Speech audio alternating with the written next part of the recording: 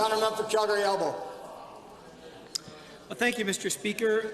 Moody's says Alberta's deficit reduction plan relies almost entirely on higher oil prices, and they also say this government isn't doing enough to get us off the royalty revenue roller coaster. I couldn't agree more. And you know who else agrees, Mr. Speaker? One of the 4 members of the NDP caucus who were in this House before the last election. Here's a quote. "They failed to take us off the boom and bust revenue roller coaster, and they failed to save for a rainy day. That is not leadership."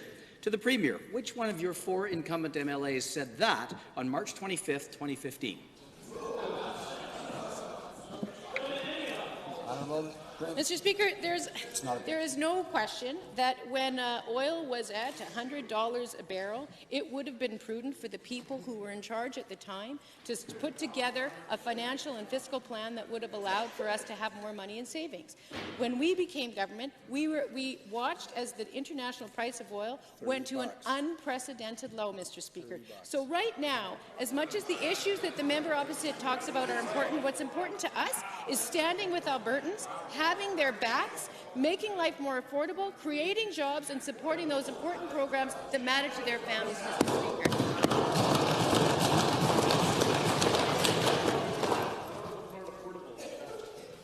The first supplemental. Well, of course it was you who said that, Madam Premier. I'm sure that you remember that well.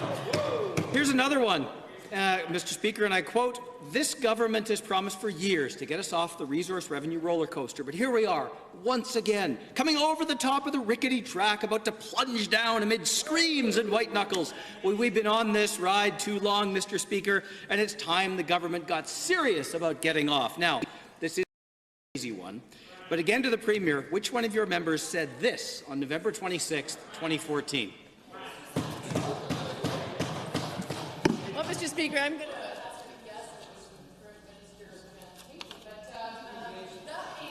Mr. Speaker, I think the key issue here over decades, when overall we had very high oil prices, there is no question that there was an obligation on the part of the people who were in charge to save for a rainy day, Mr.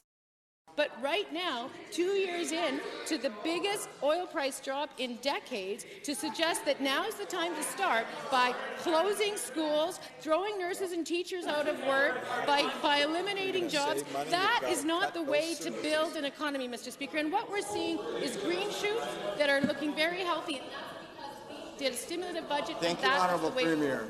I remind Honourable Member, I'm reminded that the questions in the House should really be to government policy and not necessarily a TV program. So I'm sure on your next supplemental you will consider that. Well, thank you, Mr. Speaker. Of course, the Premier's right. It was the government House Leader who said that. Third try. Quote, "Why didn't you fix this? Why didn't you fix it so you were protected from changes in oil prices? Lord knows, we all know that the price of oil goes up and the price of oil goes down. If the government doesn't know that by now, there's something really, really seriously wrong." Again to the Premier, I want to know who said that on December 8, 2014, and I want to know if you know that the price of oil goes up, the price of oil goes down, and that it is a tragic mistake to wager Alberta's future on the price of oil. Honourable Member, I just want to remind you again, it's the current government policy that I think this question period is for. And would the Honourable Premier? Well, again, thank you, Mr. Speaker. I suppose I can just answer as I have before. The fact of the matter is we know that Albertans and the Alberta economy and Alberta families are facing an unprecedented challenge to their economic prosperity because of an unprecedented drop in the price of oil. And there are different choices that you make when that happens, Mr. Speaker, in the short and immediate term.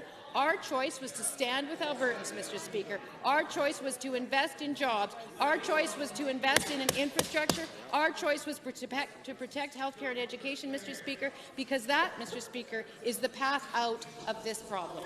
Yeah. The honourable member for